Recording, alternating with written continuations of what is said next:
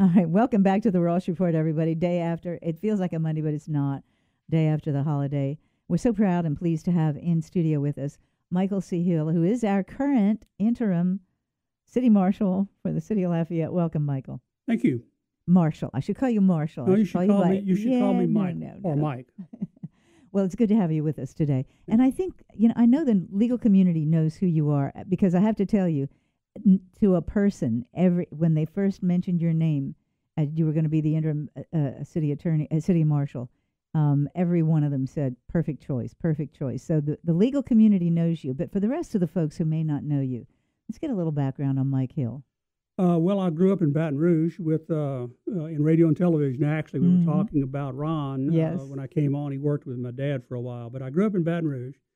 Ended up working in the early 1970s. Actually, started off with the FBI in D.C. as a clerk. I searched criminal fingerprints in the only air conditioned building in Washington D.C. at the time. Lord. Yeah. Ended up back in Baton Rouge. I was a street police officer in Baton Rouge from 1972 to 75. During that period, I started law school and got out of law school in 1976. Left the PD in 75. Went to work as an assistant U.S. attorney in Baton Rouge, a federal prosecutor. That's a pretty big jump from pretty much from law school. That's It was a great that's a jump. testament to you. It was a great jump for me. I'm not sure how much of a testament it is to me. It was just a small office expanding. But it was great to do that work. I enjoyed it. I got to practice against lawyers who were much smarter and better than me. And I think I learned a lot from those lawyers kicking my fanny around the courtroom. But I left Baton Rouge in 1982, came to Lafayette, started to practice here in Lafayette in March. Actually, I argued a conviction I had made in the Fifth Circuit Court of Appeals on March the 15th of 1982 for the government, and then on the 16th I was here taking depositions in a civil case. Oh my gosh! And I was in civil practice, private practice here for some period of time. I took the federal bench as a United States magistrate judge in July of 2001. I retired from that bench in August of 2015 and decided to return to practice. My colleagues on the bench thought I probably should take a psychiatric Why leave that exam. That's right. Why leave that U.S. magistrate? Before I did that. Tell me, what does a U.S. magistrate do? Well, it is a judge. In the same way a district judge is a judge, a magistrate judge is a judge, a court of appeals judge is a judge. In the federal system, magistrate judges handle typically preliminary civil matters, preliminary criminal matters, and have no jurisdiction in felony trials in criminal cases. Do have full jurisdiction in all misdemeanor trials. And in the federal system, actually, you can have a misdemeanor up to 1 year. It carries up to 1 year in jail, as opposed to the state system that the maximum for a misdemeanor 6 months. So I actually tried a jury trial in a criminal misdemeanor while I was on the bench. And then with consent of the lawyers, you can conduct full jury trials or full trials in civil cases. And I did a lot of them. We were short of judges. That's what I mean. That's a testament to you that lawyers wanted you on those cases. Either that or I was just easier to get along with than the district judges. Okay. You're just to all my so friends who are now humble. gone. But I did a lot of that. And I left in 2015 and retired. Decided to return to practice. My wife told me she really didn't care what I did when I left the bench as long as I did it someplace other than the house. And so I went back. She told me that she had taken me for better or worse, but not for lunch. So I went back to practicing and was happily doing my little thing when I got a call from the judges of the city court. Yes. And I read some of the stories about who actually had final jurisdiction over that. The judges nominated you and the Consolidated Council had to pass final muster, or did the judges? Because I read two conflicting It's unclear. reports. It's unclear to me, too. I have looked at the statutes, and there's an argument to be made for the council making the appointment or the judges making the appointment. There is a specific statute that provides that when the city marshal's job is vacant, for want of a better word, that the judge of the city court, or in our case, judges of the city court, make that appointment. That's the most direct statute. But there's an argument to be made to the contrary. My appointment was by the judges. There was some mention when I took the bench, or took the marshal's job, that the council would eventually vote on it. They have not. But then there was also the belief, I think at the time, that Marshal Pope's post-trial motions would be settled earlier and he would be sentenced earlier. That still hadn't happened. Yeah, that hadn't happened at all. So you interim, would you be interested in being the city marshal, being appointed? Do you think? You know, the appointment, such as it is, would at most be until the next regularly scheduled election for the seat, which would be in November of 2020. Right. That's a 6-year term, correct? It is. You know, I don't even know. I think it's a 6-year term. I think it's a 6-year term, yeah. But I don't really know. I haven't looked at it. Yeah, well. Which is an indication of the fact that I'm not going to run for it. But I would, you know, I'm old. I'm in my 70th year of life. The marshal, the next marshal, whether it be Brian Pope or anybody else, needs to be there. And, you know, I'm too old. Well, you know, you have a precedent. Nicky Picard served rather a long and distinguished time. He did. Period, you know. He did. He served for quite a time. He did. So Nicky's a better man than me. This humility is just getting me. I'm telling you. All right. So when you were appointed, it was a lot of turmoil. Yeah. And you had to step into a really tough situation, I think, from the outside. Although folks tell me that office pretty much could run itself in a lot of ways. You had some really good people. That's accurate. You know, it had been 30 plus years since I had had any dealings with the city marshal's office. When I first got to town, I had some city court cases, but for the last 30 years I had not. And so I knew one person on my staff and knew him socially. I was a chief deputy, Phil Conrad, but he gets high marks too, doesn't he? He does. And when I got in, I really didn't know what to expect. I mean, I literally walked in and did not know. I walked into a staff which was better trained than I had any reasonable expectation to have, better equipped than there was any reasonable expectation on my part for. So, and you had professional men and women who had been doing that job under extraordinary pressure for the last 2 years. Arguably more or less by themselves. And so I realized that quickly. And it's one of those things that if it's going okay and it's not broken, you don't want to step in and fix it. So I pretty much left things alone. There have been some incremental changes since. There will probably continue to be. But by and large, it was and continues to be a highly professional staff of men and women who slowly and quietly go about their duty every day with not a lot of pats on the back and more criticism there than they. I can remember interviewing Nicky Picard, and he said that one of the things that it was his goal when toward the end of his term especially, to really upgrade the technology and give the deputies all the technological assistance they needed to do their job. And that has continued. As I said, the deputies themselves are very, very well equipped.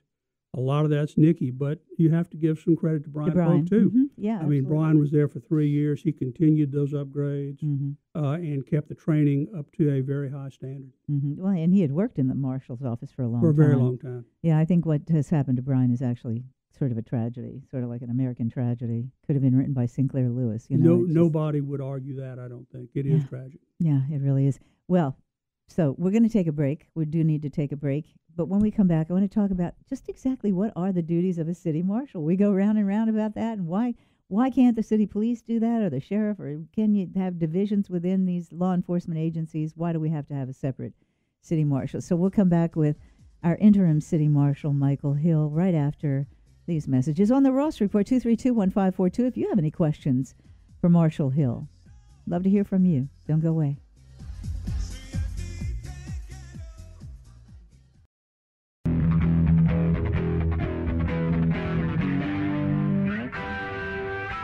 All right, welcome back, everybody, to the Ross Report. Feels like a Monday, but it's a Tuesday. Had a long weekend. I hope you had a good one, too.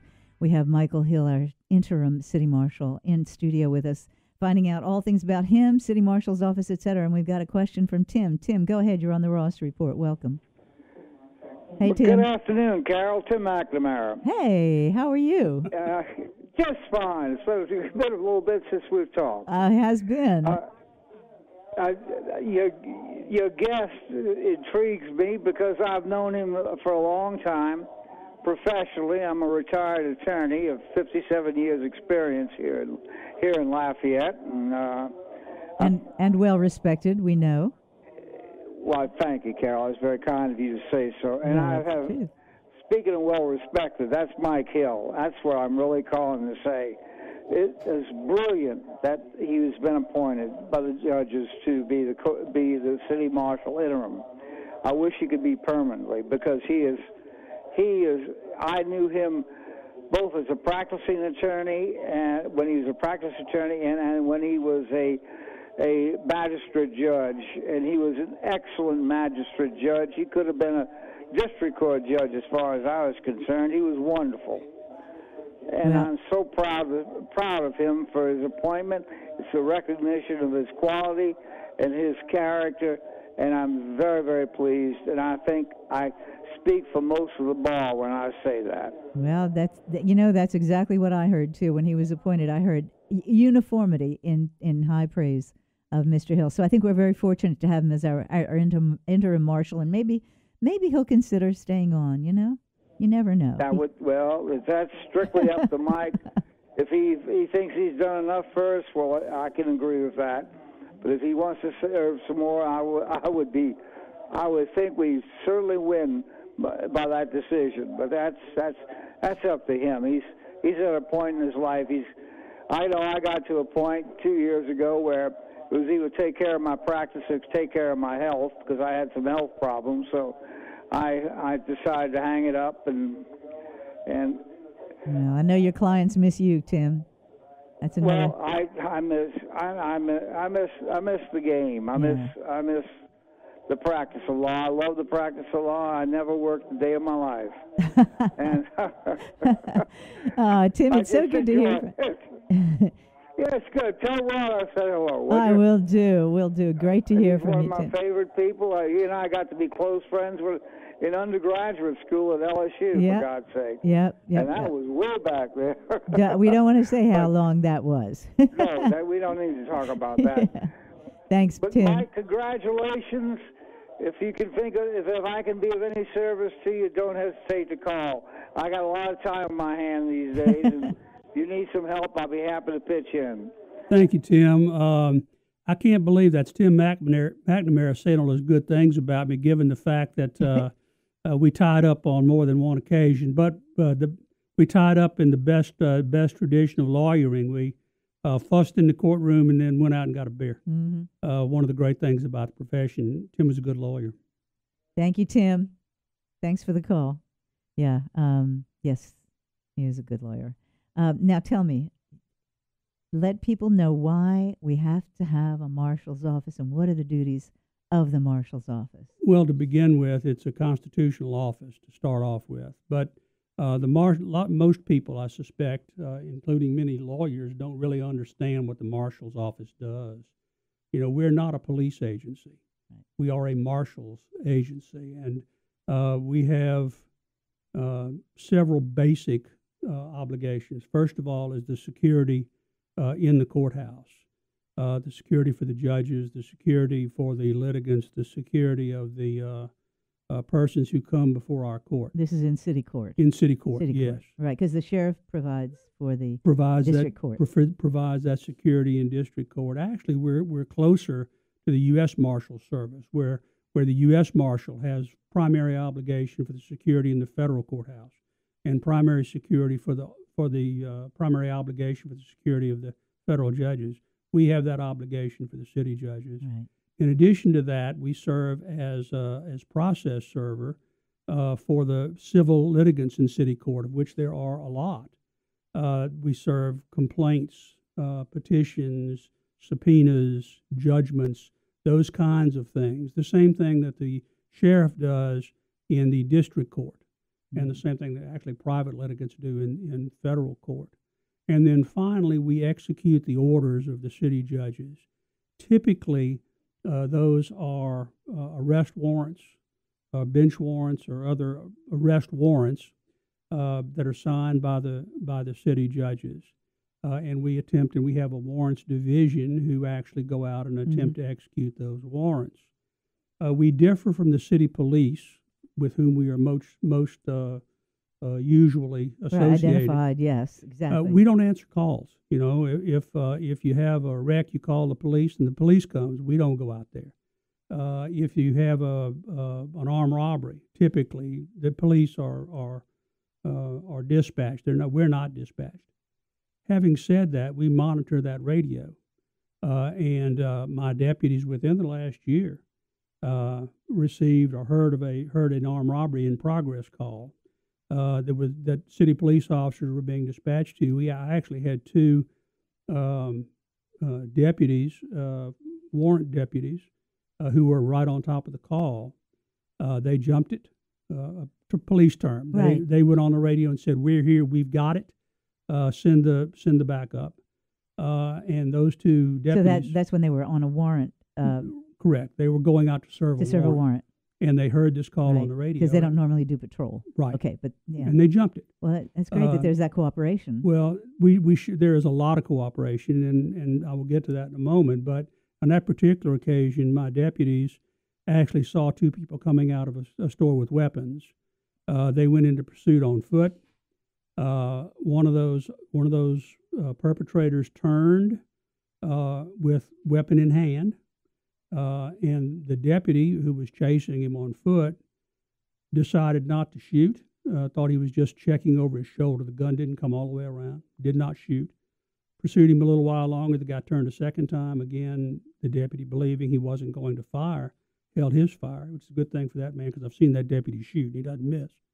The weapon was eventually ditched, we arrested those two guys. And I think the city police, and I don't remember the exact number, I want to say that they cleared 14, 16 armed robberies with those two men. Wow. And that happens a fair amount, more often than a lot of people realize. But that's not our primary obligation, our primary responsibility. The city police, for example, does not serve any civil process. They don't serve complaints or subpoenas and that kind of thing. They're not equipped for it. And when you can't find those people, that's where you have you still have the what is it, the people that you go after on AOC? Fugitives, yes. The fugitive, right, exactly. You still do that? That's the interesting thing. The AOC program actually has been very effective for us in getting tips, but also having people call in and say, "Look, I saw my name in my picture. I'll be in tomorrow." Yeah. And they come in. Yeah. That happens. So that period of time that we have been doing on AOC twice a week has been very productive for us. The other thing is the city police doesn't serve warrants. They don't have a warrants division. As a matter of fact, when they get a warrant, they quite often call us and ask us to serve it for them. Yeah. We're equipped to do that. Do you interface with other law enforcement agencies? Sheriff's Office primarily, and the U.S. Marshal. Yeah. We have a deputy assigned to the Dangerous Fugitive Task Force with the Marshal Service that serves Southwest Louisiana, and I have a deputy over there. I think it's a very important service for our office. I think it helps our office. It helps the Marshal, the Federal Marshal, U.S. Marshal's office too. But it helps us in our training of our people, in keeping them up, in keeping them interfaced with other law enforcement agencies. What kind of training do your deputies go through? They go through the normal post training, which and I never can remember the acronym for it, but it is the basic police officer training certifications that all commissioned police officers have. And then we do yearly in-service training that is required also in order to remain post-certified, which we are. Keep the skills up. Yes. The changes in the laws, etc. Changes in the law. I mean, that must be a big part of what they have to do because you all are serving warrants. You're interfacing with other law enforcement, but also with the legal community. Correct. And so they have to, I would imagine, keep up with all the changes in the laws. And this year I was asked, having been a lawyer and judge myself, I was asked to conduct that training on arrest and search and seizure law, which we did. And I handled it like a CLE for a law school class. Mm-hmm. I didn't lecture. I said, look, here's the situation you're faced with in the street. And I'd give them a scenario and have them respond to it and kick it around. And then It'd be kind of tough, though, to keep up with the changes because you have legislatures out there making changes at the federal and the state and the local level. That's a lot to keep up with. Not so much in search and seizure law. That's mostly constitutional law. Okay. And so the United States Supreme Court and the Louisiana Supreme Court for Louisiana law don't change the basics too often. What you really play with is around the periphery. Everybody kind of understands the basic concept. It's just, does this fact situation that I give them, how does that fit with the basic concept? And that's a more difficult thing to decide, particularly if you're on the street and having to decide in a split second. Yeah, exactly. That's the other thing I wanted to say. That deputy showed great restraint. I mean, is that how they're trained? Absolutely. Because the normal thing would be, you see somebody with a gun in their hand turning toward you, you would shoot. naturally shoot. You shoot. For self-defense. And that's actually the way the training mostly goes. But there's no way you can train to everything. You train to the basics. And then you rely on the police officer's judgment who is facing that fact in the street. And that's why the courts uniformly defer to police officer judgments in the street, because they recognize, courts understand the complexity and the adrenaline which is going on. And you may be 2 seconds from either shooting or being shot at. Exactly. We do have to take a break, and we'll be right back with Michael Hill, our interim city marshal. We'll talk about the future of the marshal's office and a little bit of winnowing of the staff that's just been done. We'll talk a little bit about that. If you have any questions, 232-1542. Don't go away.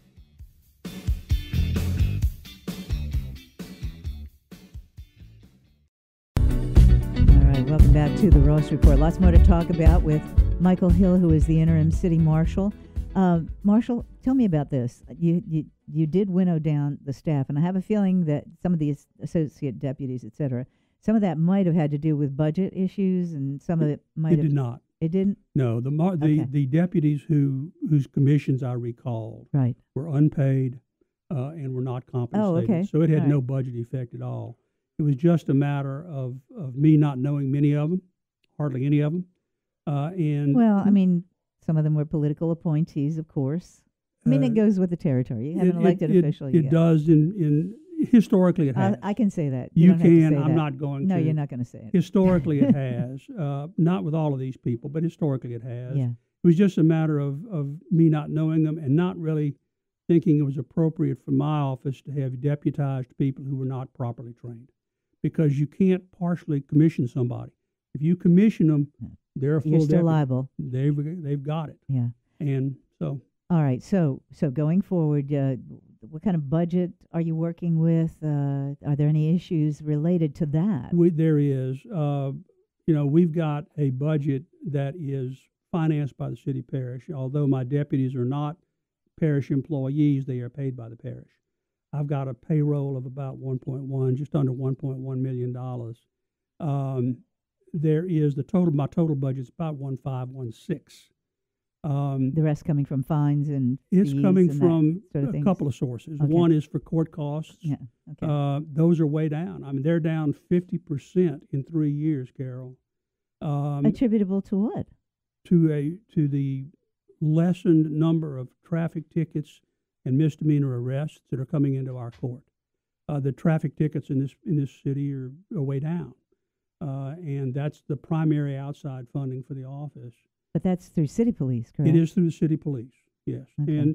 And Chief Aguilar has had some staffing problems, and my understanding is that he has taken some people out of his traffic division, put them into enforcement. A perfectly logical decision to make, and one I might well make were I he. Mm-hmm. So I'm not complaining about that. I'm just stating the fact. Yeah. My income my revenue is down by half. In addition, because of the conflict between the council and Marshal Pope, the council kind of handcuffed the office this year. Well, Marshal Pope left, and I ended up getting handcuffed. So I've got walking in about a $220,000 operating deficit automatically. Part of that I hope to have addressed with the council. We've talked. I've got the problem of having to isolate some funds for availability for Marshal Pope if he comes back, because if that conviction is reversed and he comes back, his legal fees are paid. His salary is repaid. So the city is going to owe him his salary, and quite arguably, the marshal's office is going to also owe him those dollars which he could have at that point legally taken if that's what's determined. So I can't just leave the office hung out. Right. So I'm trying to squirrel money away for that eventuality. I've been around the law too long to start opining about what a judge is likely to do either here or on the Court of Appeal. Yeah. I can't do that. Yeah. I've talked to the auditors. They are in agreement with that. So I'm down literally to where I got a memorandum the other day from my sergeant who was in charge of training telling me that we were low on bullets. And that some of the seriously, I couldn't make that up if I tried, Carol. And that some of the ammunition we have that we have not issued yet, he's not even sure would stop somebody who we needed to stop. So you're negotiating with the Consolidated Council to get that budget back? To get part of it back. Well, realistically, the Marshal's office should partially self-finance. Right. I don't think anybody would argue about that. I would not, certainly. But until we get a year or so where we know what that money is going to look like, I can't reasonably and rationally discuss with anybody how much of my office we ought to be able to self-fund. There is a bill that is going to come up on the Senate floor tomorrow to allow an increase in service fees for civil process, right, and which will require 60% of the increase in that fee to be used for marshals around the state for operating expense. That will solve some of the issues other than here, where the marshal may be taking a lot of that money for his own compensation. Yeah, exactly. And this is historical. It goes back to when the system was first figured out years ago. Yeah, so it must have been a really good bill because it made it out of Judiciary A in the Senate. Well, most good legislation dies in Judiciary A, and made it out. Again, since they passed the bill out unanimously, I think Judiciary A is a highly erudite group of senators who do precisely the right thing at the right time. There you go. Very politic of you. All right, where do you see the Marshal's office going from here? Continuing the technology upgrades? We're going to continue to serve the people we're supposed to service. We're going to continue to put people in jail who have warrants out for them, and we're going to back our people up. I need to get the same money from my deputies in raises as the city police gets. That has not happened. Our employees, my deputies, are paid between 5 and 10% lower than the city police officers are, really? And that's appropriate. That's really appropriate. I don't have a problem with that. My problem is when the city police gets a raise, cost of living raise, we need the cost of living raise too to keep us in that same 5 to 10%. So you are really you're under the city consolidated government. I'm under their budget. Correct. But I'm a separate constitutional and statutory officer. It is a hybrid that it's tough. That is tough. It's really that is tough. It's particularly tough for me. I don't have an electorate. No. I don't have anybody that. No, it's not me. like the sheriff. Correct. Who goes out and can raise his own funds. He's pretty much autonomous. Can decide how he raises funds and how those funds are spent. With only the voters deciding, whether I don't have that benefit. You don't have that benefit no. because you're an appointed. And because the budget is the city parish budget. Yeah. How many deputies do you have now? 24. 22 and 2. Do you 24. think that's pretty right sized? I'm about right sized. I actually thought I might be slightly overstaffed by about half a seat. I'm not. And that has to do with some changes we're making and are going to make in internal courthouse security. And we just got to have people for backups when people are ill or on City vacation. court, I don't think people understand how active city court is.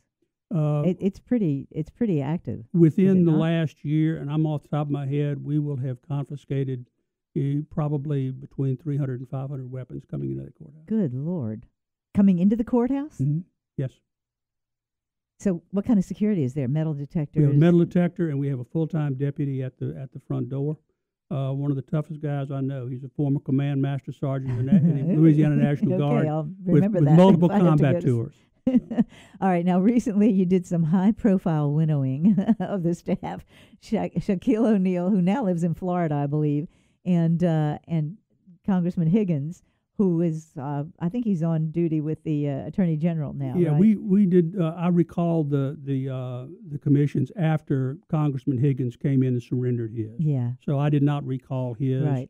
I would have. He just did it before I recall him. But yeah, I just decided the best thing to do is recall everybody's outside commission except well, for Shaq's those. not here. He's not even here. No, he's not. But that doesn't necessarily mean that doesn't serve a purpose. Phil Conrad showed me a picture today. Shaq apparently texted him a picture of a vintage 1911 Colt 45 automatic, which is now gold plated. And I think he said that was his replacement weapon for the one I was taking. For the one, did you have to take back a weapon from him? He was issued a weapon. He was? Yeah, oh well, he's going to give it back. He can't send it back because of ATF regs. Yeah. Oh, yeah. Okay. So he has to bring it? He's going to bring it.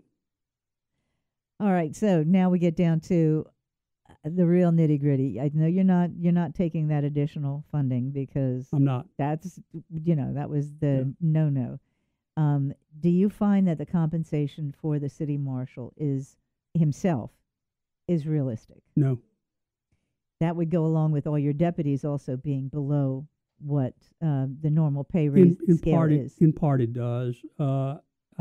My own personal belief, and I have discussed this generally, I think the city marshal, as an elected public official, and who also has the responsibility for public funds, which we do with the money we take in, I think that the proper compensation for him ought probably be somewhere between the sheriff, below the sheriff, and above the city, chief of police. Yeah.